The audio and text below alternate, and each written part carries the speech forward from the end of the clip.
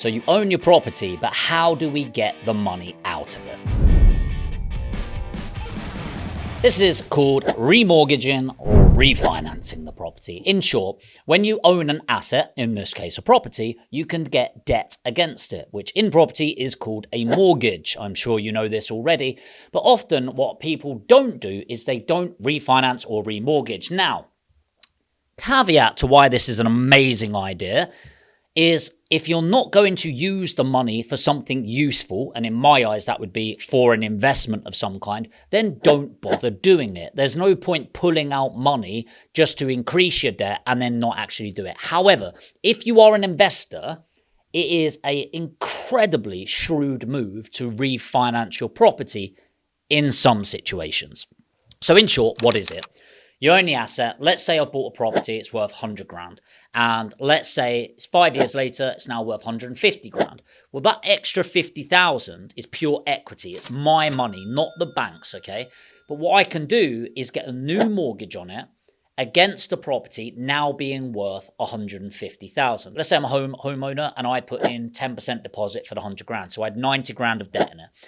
Just to make this easy, let's assume 5 years later, I still have 90 grand of debt with it. But I don't have 10 grand equity now, do I? I've got £60,000 because the value of the property has gone up £50,000.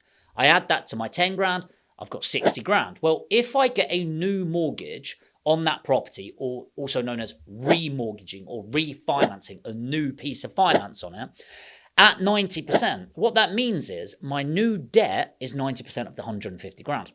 Which is going to be 135,000. So you take that 135 grand out, 90,000 of that pays off the old mortgage.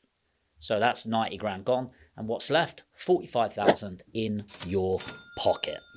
So the upsides are fairly obvious, but let's go through some reasons why you might want to do this outside of getting money in your pocket. So why would we do this? Well, number one, I'm going to start with the one we just covered, releasing equity.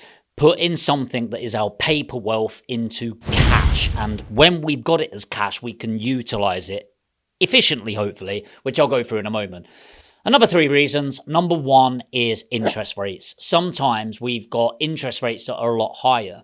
So if we've got higher interest rates, for example, if you secured a property a year and a half ago, you might have put in 6.5% interest. Now I can secure something closer to 4.75% interest. And it might not seem like a lot, but actually that is a decent amount of saving. Say I could get a 5-year fixed with that. I'll save thousands of pounds over that period. So getting better interest rates is a great way of keeping more money in my pocket and not in the banks. Number two is to change the term of the mortgage. So there's terms of mortgages where you could be doing a repayment mortgage where you're paying interest but also paying the capital down. And you might want to change it to an interest-only mortgage where you only pay the interest. By the way, almost all buy-to-let mortgages are interest-only. This is not the video to break down why, but it is typically a very good thing. By the way, none of this is financial advice, just my opinion. Worth chucking that in there. The other term that you could look at is the length of the mortgage. So we can do 35-year mortgages, you can do 40-year mortgages, you can do 15-year mortgages. And sometimes it makes more sense doing a shorter mortgage, 15 to 20 years. And sometimes it makes sense doing a much longer mortgage. It's going to depend on a lot of factors, including your age, the amount of money that you've got to invest, the interest rates you're trying to look at, the cash flow, the loan to value, and of course the longevity of the asset that you're looking to invest in the first place. But in general, changing the terms is another one. And finally, switching to a more favorable product. So you might not know this, but not all mortgages are the same. In the same way, not every property is the same, not every person's the same. There are thousands of mortgage products out there that differ upon a lot of different things. So for example, there are certain mortgages that you'll only be able to get if the property is EPC D or higher. And so let's say you bought a property that's an EPC F, and you managed to get a mortgage on it on the proviso that you were doing the property up. But they are not going to be as favourable terms. Let's say you do the works and it's now an EPCC. Well, in a couple of years, it might be worth refinancing onto a new product, even if the value hasn't gone up crazy high in those 2 years, because the terms will be more favourable. And so often you need to look at your situation. And another great example is when you buy your first buy to let, naturally there will be increased barriers to entry because you are less desirable as an individual to lend money to. Think about it. If you're a bank and somebody wants to buy a buy to let property, or any property for that matter, but it's their first ever one they've bought, or it's the 10th one that they've bought and they've been paying mortgages for years now, who are you going to want to lend the money to? This person over this person, but reality is you can lend to both, but this person has slightly increased risk. So when you get more experience and the property goes up in value or enhances, people refinance because they want to take advantage of a better product. So that's great, Jamie, but what are the situations where actually refinancing may not make sense? And again, may not. It's not, it definitely doesn't. Number one, ERCs, early redemption charges. So an early redemption charge is when you're trying to refinance a property during a fixed period. So you've got fixed and variable mortgages. When you get the loan, the mortgage in place, fixed is in relation to the interest rates.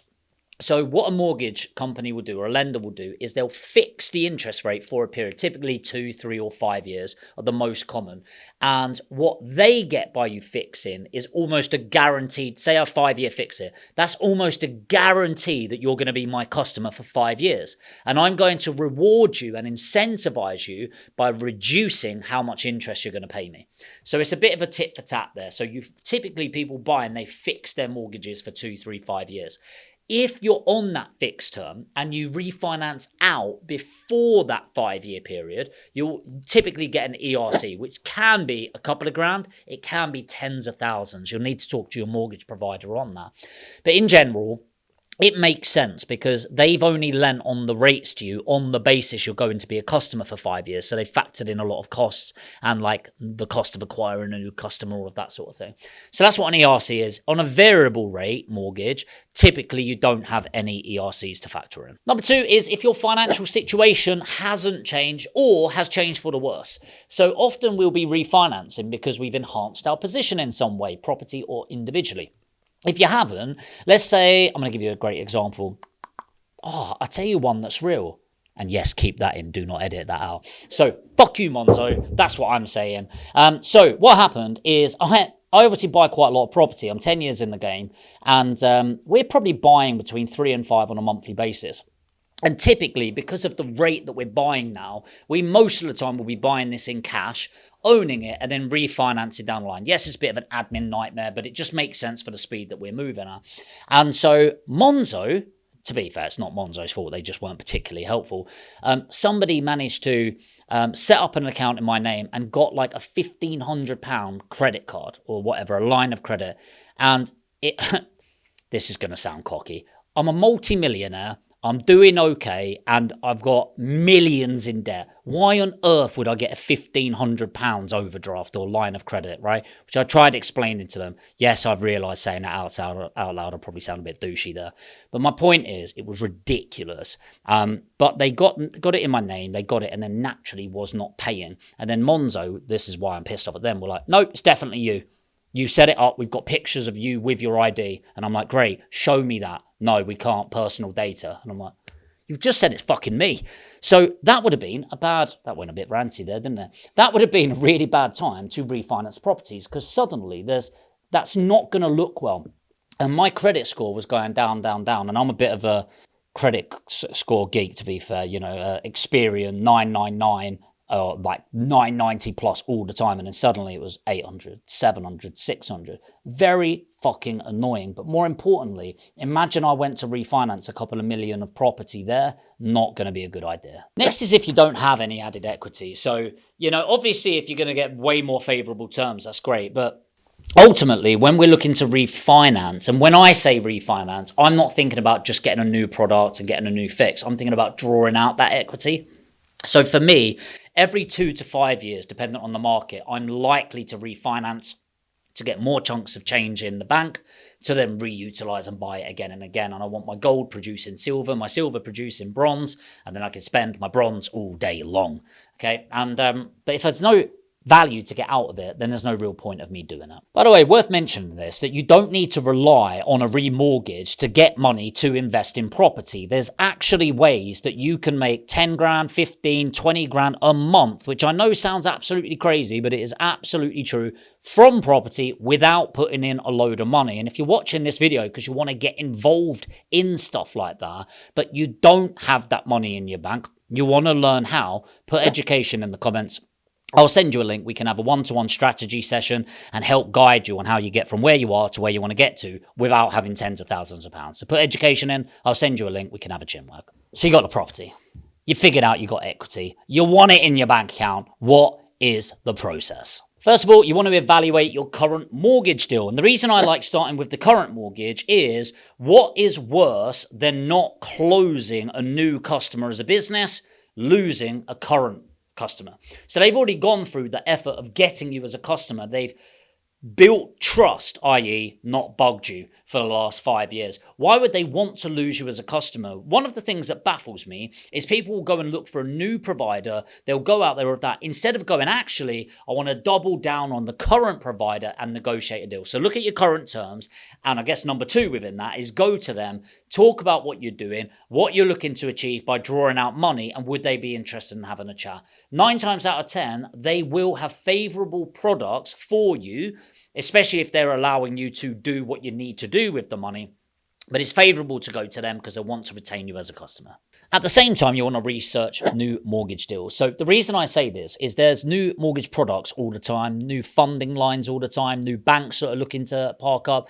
And when there's this sort of saturation in the market of lenders, they are competitive. Like the floodgates are open, the window of opportunity is here, and we are at no mitigation, no sort of shrinkage of finance whatsoever. Like the money is abundant right now. And you need to understand that there's so much competition in the market and they don't make money unless they lend out money. That is literally how the banks make money. They take it from a pool of people, us, they give us a little breadcrumb, they sell the loaf to somebody else and get a slice of it back. And that's how it all works, all right? Either a brilliant analogy or a bloody terrible one. But the point is that they do want to lend money, all right? And so it's really good to shop around and get them competing for the business for you. And a really great way of doing this is to involve a mortgage broker that specializes in equity release to support you with this. Next, this may shock you, apply for the bloody mortgage. Obviously, a mortgage application, it's laborious. I'm not going to lie. It's just boring. It's paperwork. It's the same conversation again and again and again. Do you realize if you don't pay this, you're going to end up in hell and we're going to do this to you? It's like, yes, I get it. If I borrow money and don't pay it back, I'm going to be in trouble. But they have to go through it. It's a bit of a rigmarole. You need independent legal advice, all of that sort of thing. But it's good to get the application in early. Make sure you fill it in properly. And it's good to get used to it, by the way, because if you are going to scale a property portfolio or business, you're going to get the paperwork a lot. My recommendation, by the way, if you're intending to utilize this to build a portfolio, is start logging the questions and get your answered copies and copied and paste. And the reason for that is I would say out of the refinances, I'll do a handful a month. We're buying like 3 to 5 new, so we're probably refinancing up to 10 a month. I would say 90% of the questions are the exact same. So the application has just become a bit of a copy and paste exercise. Save yourself some time. So what are the costs of making this happen? Well, it's important to know that there are going to be some valuation fees and some legal fees in this. Most banks nowadays, they will suffer that into their cost. So their evaluation, for example, might be 250 quid, 300 quid. The actual admin and solicitor fees might be another £700, but often they'll offer to put that into the loan, which most people do. Just bear in mind that you're going to be paying a bit of interest in there. So you're going to have your valuation fees, you're going to have some admin fees, legal fees, and potentially exit fees. And that is the big one to look out for. Are there any exit fees to the current mortgage, including early redemption charges? So all of those fees of cost of refinance, we're talking, if you had 1,500 in your head, it's very reasonable to expect that.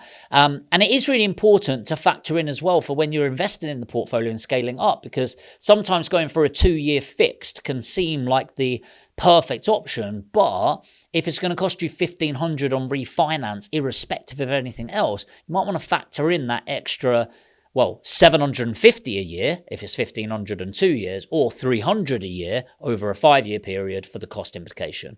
But that's going to be a very personal situation, but factor in about $1,500 to get it done. Like I said, this is all about saving money, unlocking the full potential, and negotiating better terms. The reality is you can have all the money there that you need to go, and if you're looking to build your portfolio, hopefully this is going to be really helpful to help you exit that money, turn the equity into cash, and support you funding whatever it is. Could be, you might not be here for property, you might be here for another reason. That's amazing.